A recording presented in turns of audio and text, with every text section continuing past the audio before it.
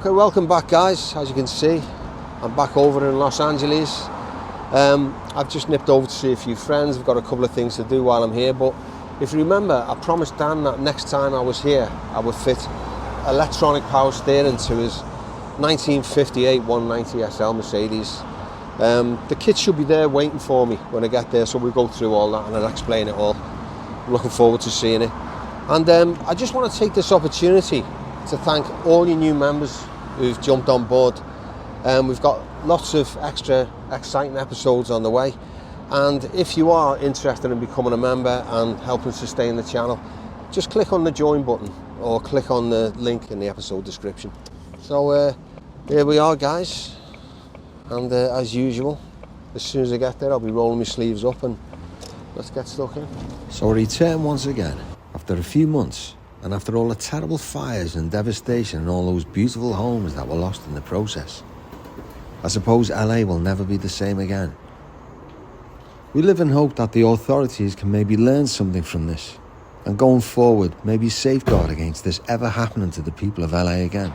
But I just thought before I embarked on the power steering on the Mercedes, I just wanted to take a little look at this. Remember there was loads of forest fires and Pacific Palisades basically burnt to the ground, and there's a lot of smog in the air, a lot of asbestos floating about, and a lot of really damaging, dangerous dust.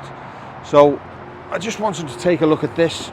You have a pollen filter which is situated just behind here, but I won't know until I get everything off, which is a little bit involved, whether there's an actual cartridge holder there for the filter or not, because some of these cars weren't fitted with them, so they won't even have the cartridge where it goes into. But I'll only find this out once everything's off. So as always, let's just crack on and get stuck in. Now, one of the most difficult things in this whole job is getting the wiper to come off. Now, it's easy enough getting the nut off, but trying to wrestle the whole wiper off is an absolute nightmare. So a little bit of improvisation, I make up a tool,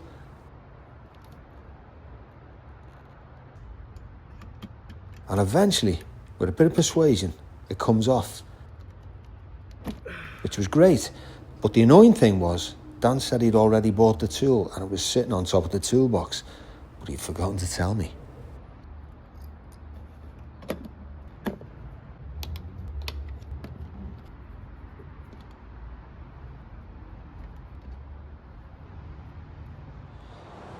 Yeah, so as you can see there's no housing whatsoever to take the filter, so all this really has been a complete waste of time. And if you look at it here, I mean, that's basically the damage from the fire. That's all the silt and the asbestos and the dust and the smoke and everything else just all piling through your engine, and that, could well be going into your cabin as well. So I just thought it was the right thing to do, considering all the fires and all the disaster that was happening here, to just safeguard against any air pollution. But as I said, there's no housing there to take the filter, so all I've got left to do now is just button it all back up again and move on. Oh well, I tried. But if I wanted to fit a housing, the case would be that I'd have to remove all these torsion bars, probably the wiper mechanism here. I mean, that's a full-on job. It's a good day's work, that, just to get everything out and put it back together again, just for the sake of an air filter. So it's hardly worth it, really. It's a lot of work for nothing, because the damage is probably already done, as you can see. Oh well.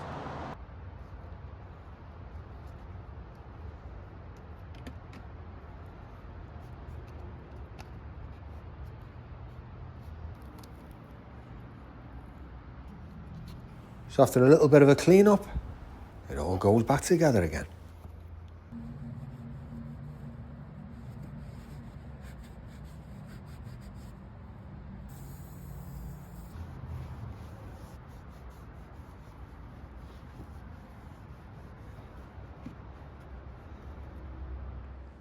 Okay, so I've just received the power steering kit for the 190 SL, which I'm really excited about. Now, this company, it's called City Racer LLC. It's run by a guy called Roger Peng. He's the CEO and owner of the company.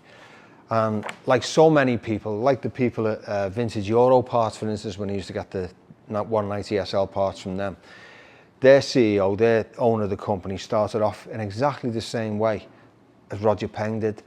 And that is, he's an enthusiast to begin with. He had the Toyota Land Cruiser, he couldn't get parts for it, and he started remanufacturing his own. But because he couldn't like just make one or two of the parts, he had to do them en masse. He started selling off the surplus, and it created so much demand. He thought, well, why don't I have a go at this and turn it into a company? You know, it was one of those situations where he had a job at the time, and then eventually it got so big that he just decided to sack his job and just do the company full time. And it's been really successful. It's really grown really quickly. As I say, he's been going for 15 years now. He does a lot of Toyota Land Cruiser parts, but he's also moved into power steering for the 190 SLs. And this guy is a huge enthusiast. Just to give you an idea, he was into British cars before he got into the Toyota Land Cruisers, like the FJ40s and all that. And he bought a Jaguar XJS with 8,000 miles on the clock, and it's still only done 11,000 miles a few years on. So as he says, it's a bit of a garage queen, or a trailer queen as you call it. But he does enjoy it. He does use the car, but it must be one of the lowest mileage XJSs on the market, or not on the market. Anyway, should we see what we've got in the box? Now they're actually based out in San Francisco in the Bay Area, and maybe in the future you can go out and visit the factory and see what they're all about, look at the business, and maybe have a look at his classic cars as well. But anyway, that's for in the future. Let's see what we've got.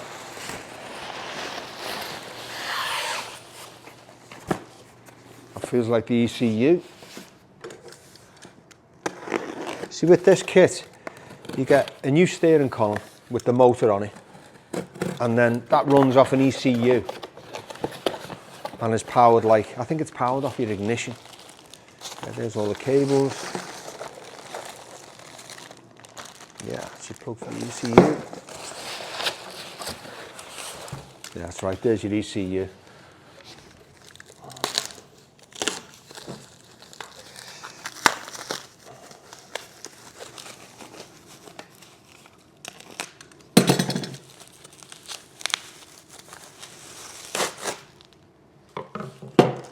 There's all your electrical bits.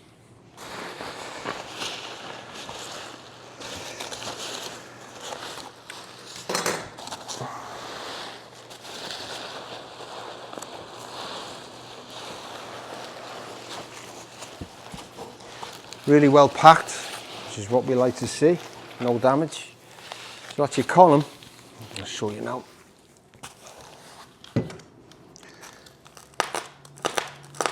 This would be a column with your motor connected.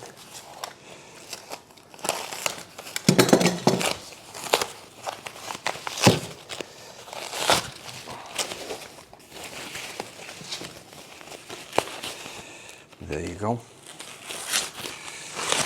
Look at that. There's your motor, and there's your column.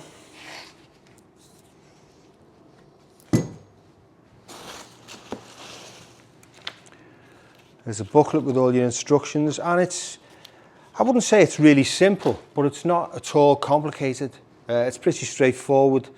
There's no messing about fitting a pump. There's no leaks. You know, it's just simple, it's clean. And I think, I mean, correct me if I'm wrong, but I think this was derived from, it was a Japanese invention to begin with, and I think it was used on the early Nissan Micras. And it just cuts out all that problem with, you know, pumps that are lazy, or leaking hoses, or leaking racks. You know, it's just really simple. It's just a more conventional way of doing the steering, I think. You know, the old-fashioned way with all the bits and bobs and all the work and all the labour concerned. This just cuts all that out completely. It's straightforward, and it turns, you know, your loved classic, this is a 1958 car we're putting it on, which didn't have power steering in them days. But I know on my, I had a Pagoda 230 SL back in the day when I was about 25 years old. And at the time, it was thought of as being a little bit dangerous because people who took delivery of their cars, I mean, I stand corrected, but I think the Pagoda SLs, the early ones, were the first European cars to be fitted with power steering. So of course, when people ordered them and they got the car, they were like, this is dangerous, take it off. You know, freaked them out, they just weren't used to it. But look how used to it we are now. I mean, every single car's got power steering now. So when you get in one of these old cars, it's like suddenly you need to go to the gym just to park it. But yeah, you know, I remember when I put it on the 230 SL, it completely, at the bottom part of the column, completely transformed the car and its drive and its experience, which is what we want with this. We've got here. Yet another one. So there we go. There's your column, your ECU, your electrical bits. Let's just see how we get on, shall we? Onwards and upwards. There's more.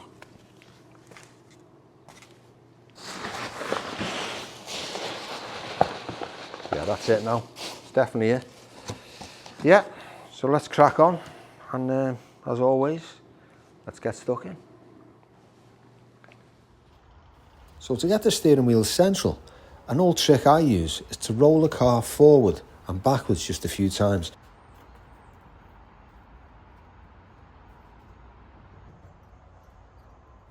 I also used to use this method when I was working on prop shafts, after I put new joints on before you tighten everything up. So when I'm happy, it's time to mark it up.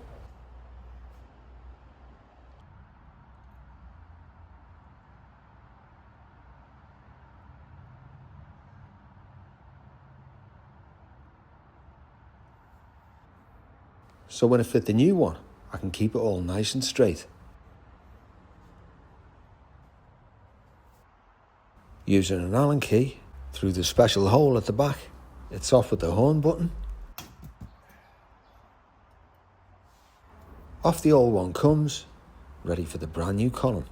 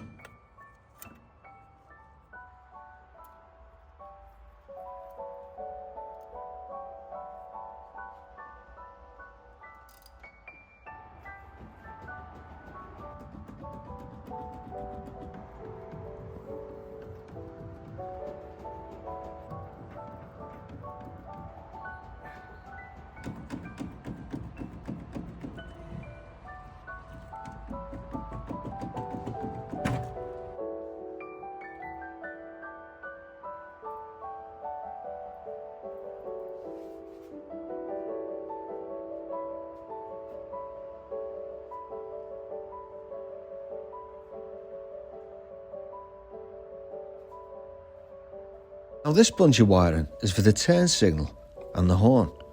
And because this originally went through the hollow steering column and the new column to be fitted is solid, this now has to be reconfigured and repositioned through the bulkhead, which then are fitted to special magnetic ends, which reconnect to the new column when fitted.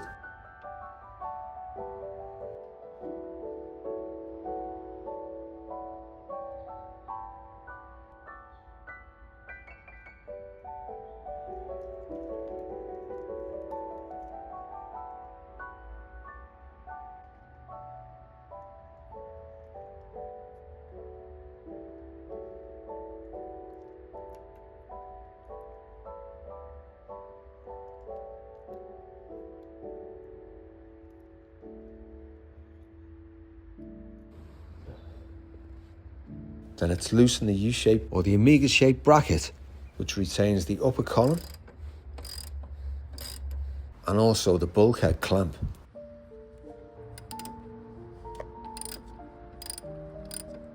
enabling the column sheath to be then slid out.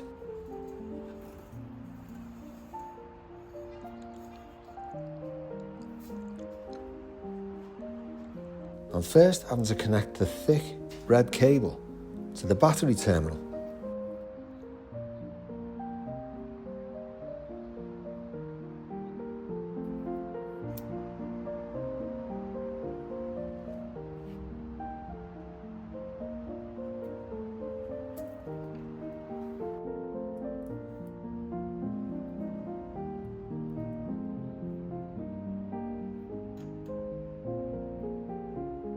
And then I carefully feed it through the bulkhead.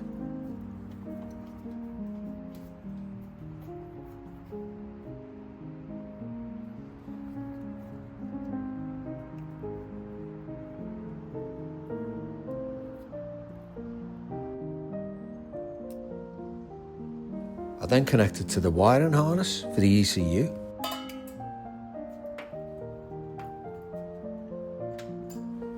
Followed by connecting the thin red wire to the number 1 fuse, which is the ignition switch.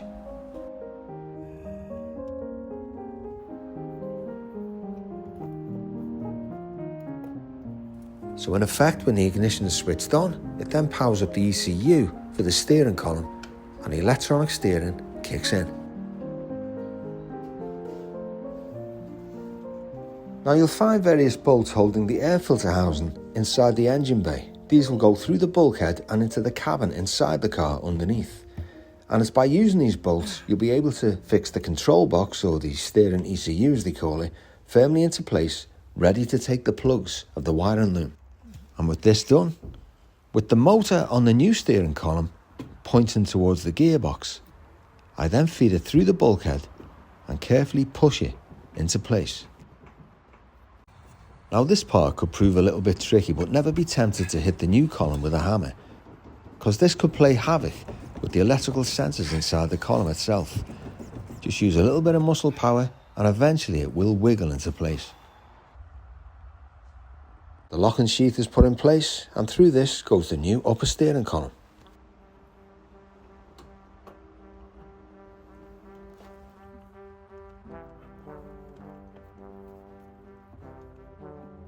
Out comes the U-joint,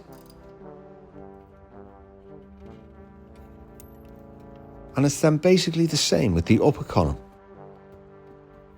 But make sure the steering wheel is straight in the cockpit, coinciding with the marks made earlier at the steering box.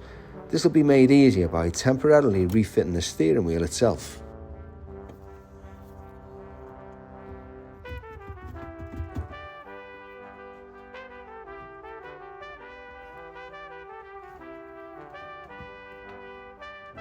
When it clunks into place, it's secured with the grub screws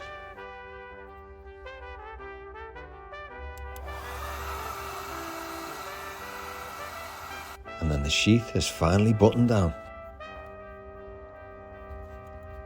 With that done, your electrical connections can finally be put into place and also secured with grub screws. But be careful not to put these in too tight.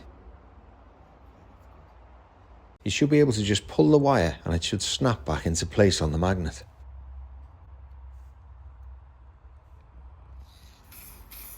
Now I'm taking an opportunity to paint the upper sheath before I fit it, simply to replicate the old one I've taken off.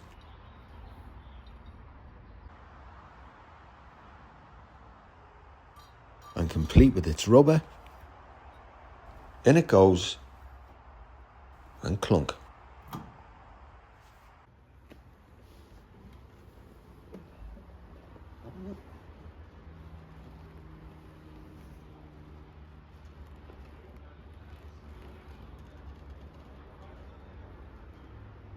The last job on the list is to fit the speed sensor, which sits on the end of the original speedometer cable and then into the back of the speedo itself. Rather a fiddly job when you've got the small brackets through this solid steel dash. This, governed by the car's speed, enables the steering to become easier or firmer and less vague at higher speeds. You know, I've mentioned this before, but allegedly Mercedes Benz employed children with their small hands to assemble an entire dash at the factory in just an allotted 20 minutes.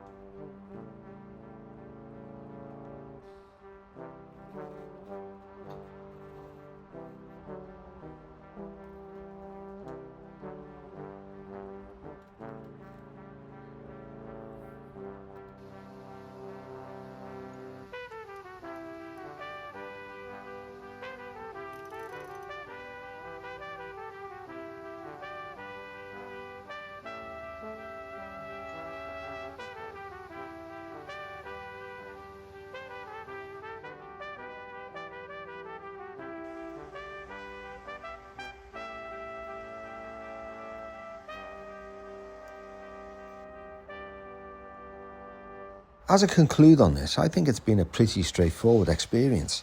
And if the instructions were just made a little bit clearer and more detailed in just a couple of places, I'm confident that even somebody with little or no experience would have no problem at all tackling this task with ease. And after a quick discussion with the company's owner, Roger Penn, who's been more than helpful, he assures me these subtle changes are already being addressed. And then just plug everything in, and once the battery is reconnected and the ignition switched on, the system is active. And then to complete the job, I thought the smart move would be to take it up to a Mercedes specialist up the road just to double check the horn wiring and, more importantly, rewire that backlight. But so far, the transformation felt absolutely amazing. Okay, so a little bit disappointed. Once it fitted all the power steering kit, which was fine, all worked perfectly, I decided, because the wires on the kit here were different colours to what was actually on the car, I thought, because I'm not really well up, it's a bit of an Achilles heel with me, the electric, so I thought I'd throw it into a Mercedes specialist up the road in Studio City, because I wanted it doing properly and I wanted it kind of guaranteed and everything working correctly, with the horn and the indicators. And that's all it needed doing, really. And I think the backlight wasn't working at the back.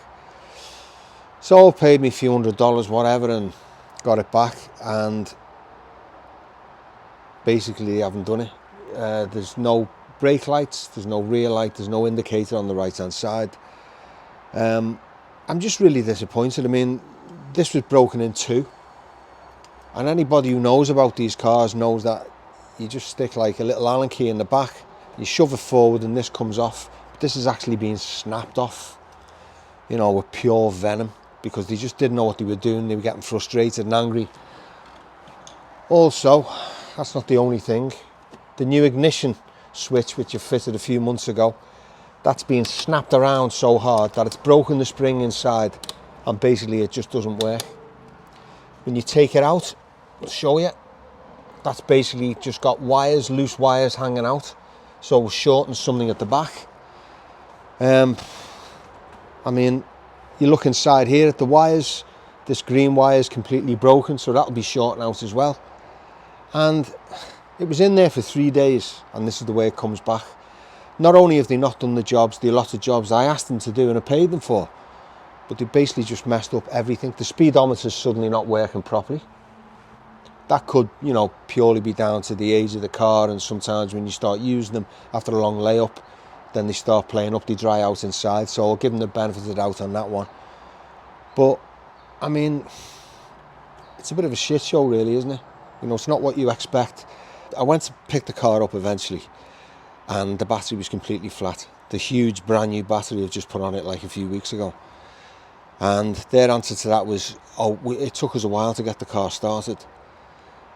So they started messing with the carburetors and turning all the knobs and the adjustments and that. The carburetors that I spent, a long time balancing and getting right so the car was running nice and smooth. I said to them, it's got a choke. Didn't use the choke. They were like, we didn't realise it had a choke. There you go. Anyone else would just use the common sense. And I spoke to the boss, who was a lovely guy. He unfortunately started the job and then went on holiday, on a week's holiday. So we left strict instructions for the people underneath him. And this guy supposedly 10 years trained at Mercedes Benz in Germany or Austria. Yeah, and he can't even wire a backlight up or wire a horn up. So anyway, it's clear to me that it had nothing to do with what they were saying. They were basically just papering over the cracks. What they've done, they put the ignition on and the lights on to try and work out the backlight. And it's been on probably like 4 or 5 hours. They had the car for 3 days, so you can understand the battery going flat. It beggars belief, doesn't it? What have I always said? If you want something doing properly, do it yourself. And I would have done it myself if I knew, the shit show that was in store, but you live and learn, I suppose. So now I've got to undo all their bad work, start again, and get it all working right. Yep. Nightmare. Anyway. So, yet another brand new ignition switch gets fitted.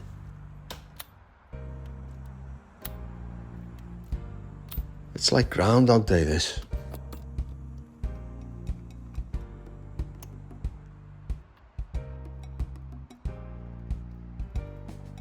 A quick repair to the horn and indicator wires.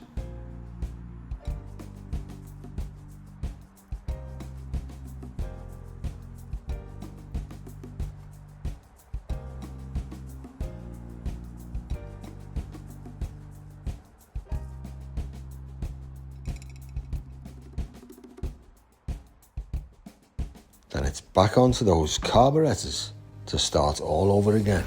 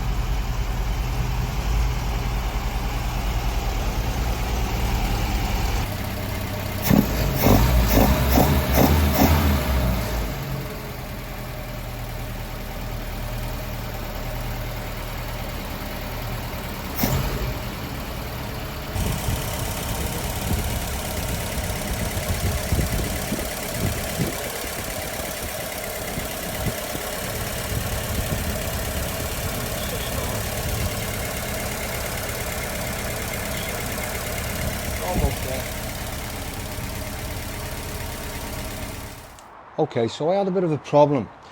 When I fitted the whole system, the power steering system, I couldn't work out on the old, just let me grab this. This is the old steering rack, and you can see it's basically hollow. Now the main wiring that came to the indicator and the horn was designed to go through this all the way to the steering wheel, and because the power steering system on this is electric and it's got a motor in the middle, it wasn't possible to do that. So what you have to do when you fit the kit, you have to reconfigure the wire. So you have to pull all the wiring out from the old steering column and then redirect it so it goes through the bulkhead, and then it goes into them 4 little connections that goes underneath the inside column. A little bit of a faff, because at first I couldn't work out, but I realised you just pull it out of the back of the steering box, because it goes through the steering box, through the steering column itself, and then yeah, so it just had to be reconfigured, and that's what I've done. I've just lagged it all with nice thick, you know, the thick canvas tape, and just reconfigured it all around the edge of the engine bay and then through the bulkhead, so it's all nice and neat. So yeah, I'm glad that's done, because what was happening if you left it in situ, when you would turn the steering wheel, it was wrapping round the steering column, and then you'd turn the other way and it'd unwrap it, so it was just flailing about, and you know what happens with that. You know, after a couple of months it's just going to work through and just flay the wires, and then you're into all kinds of other problems. Anyway, pleased with that.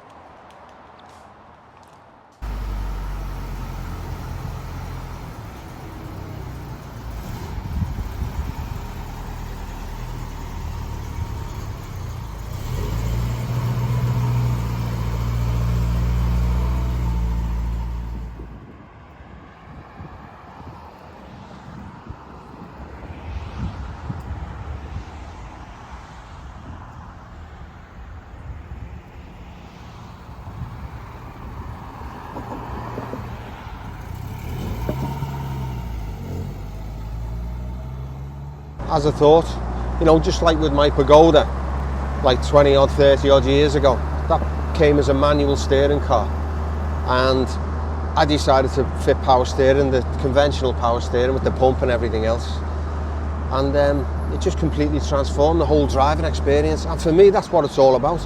I mean, there's arguments for and against. If you own one of these cars, you could think, oh, it's going to take some value off the car, but for me, as I say, it's all about the driving experience, and if that's enhanced, then I think it improves the car no end and actually puts money on the car. But like I said, it's personal preference. I'm going for this, but if you own one of these, it's your choice, but I highly recommend it.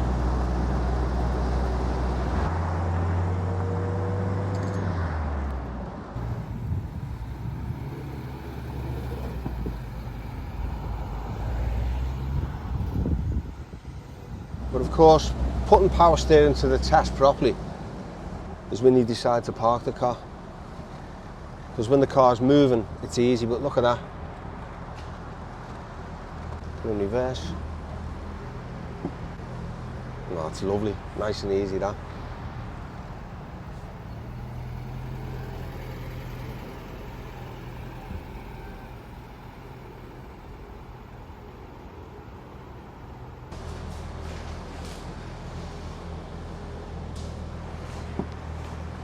I mean, look at that, how much easier is that?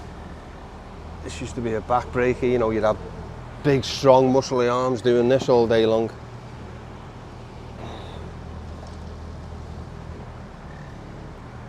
Oh yeah, lovely and easy.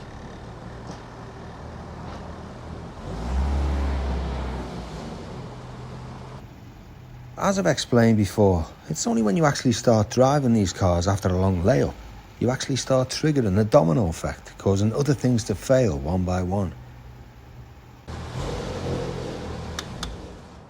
Look, I know I've done a lot to this car, but even just backing into this garage, I could hear the bafflers on that old exhaust rattling and biting the dust.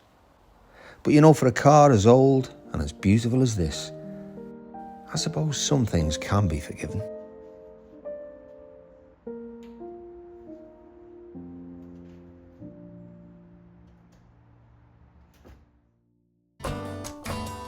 Thank you for watching this episode of Classic Obsession. If you enjoyed it, don't forget to like and subscribe. And see you all next time.